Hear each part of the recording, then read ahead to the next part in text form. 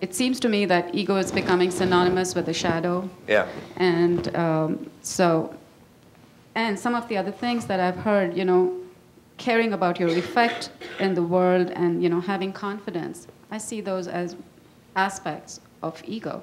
I can't imagine bringing forth evolutionary enlightenment in egolessness. Mm-hmm. And I mean, as long as I have a body and I have to feed my body to live, I will have that investment in who I am. So I'm just wanting some... The problem has to do with the word. The word ego is being used to mean 2 or 3 different things. The problem is the word that we're using.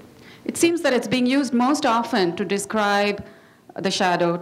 It's being used more often than not. Because we're speaking in an Enlightenment context this afternoon, that's why. Okay? But you see, when I use the word ego, 99% of the time, I'm using it as something that is wholly negative. Self-contraction. Yeah, which could be used to be pride in the negative sense, or arrogant self-importance, or a real existential way to see it is the emotional and psychological compulsive need to see oneself as being separate from what is actually happening. It's an emotional psychological need to be able to see the image, the self-image, or the image of the self as being separate from what's occurring. And this is really, and there's a tremendous amount of investment in this that is quite overwhelming.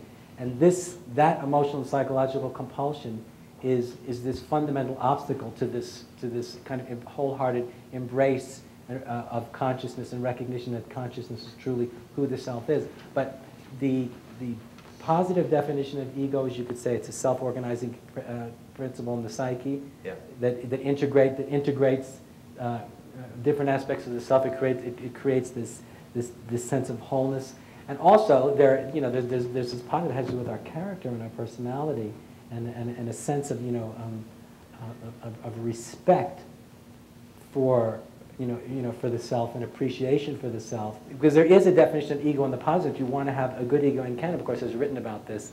I think he's said that the individuals that really have made the biggest imprint are individuals had very big egos. I mean, they had a lot of guts. They probably thought very highly of themselves. And they really believed in what they were doing, and they're willing to take risks. Yes. That's the point. And Andrew's right, there's at least 2 different definitions of ego. And I agree with you. I think we're all kind of a little bit tired of ego being made nothing but the fall guy.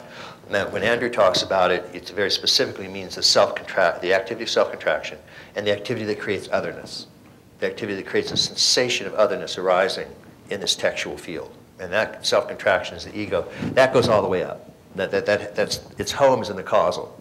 That's the fundamental root of the ego in that sense. But then the other sense is a very positive one, and even the scholastics said that the ego is that which gives unity to the mind. And today in psychoanalytic circles, it's defined as the self-organizing property of the mind. So if you lose that ego, you're not enlightened, you're borderline psychotic. So, choose one. So, another way to think about it, too, is that you can think of sort of selves inhabiting different states. And I like that, too, because it's waking, dreaming, deep sleep. And the self that orients to the waking world is the ego. The self that orients to the dream state is the soul. And the self that orients to the causal is the pure witness or pure self. So there's ego, soul, and self. And everybody, even an infant, wakes, dreams, and sleeps. So of course you have a self, capital S. It's that which is aware of everything that's arising right now. And of course you have a soul, which is the repository of your wisdom and your virtue, and it might transmigrate. And then you have the ego that is bound to this body and dies when this body dies. And so that's another sort of common way to look at those. But yeah, we don't want to demonize the ego. But when it's talked about in the sense that Andrew's talking about, it really is just that constant activity of self-contracting and recoil in the face of everything that's arising moment to moment. The degree to which we actually truly want to transcend ego in the negative sense is the degree to which our personality, our character, is going to express a kind of strength, a kind of deep wholesomeness, and a kind of shining, integrity and strength. And what we're calling ego in the positive sense, I believe, emerges in its most beautiful radiance to the degree to which our attention is being compelled by something which transcends it.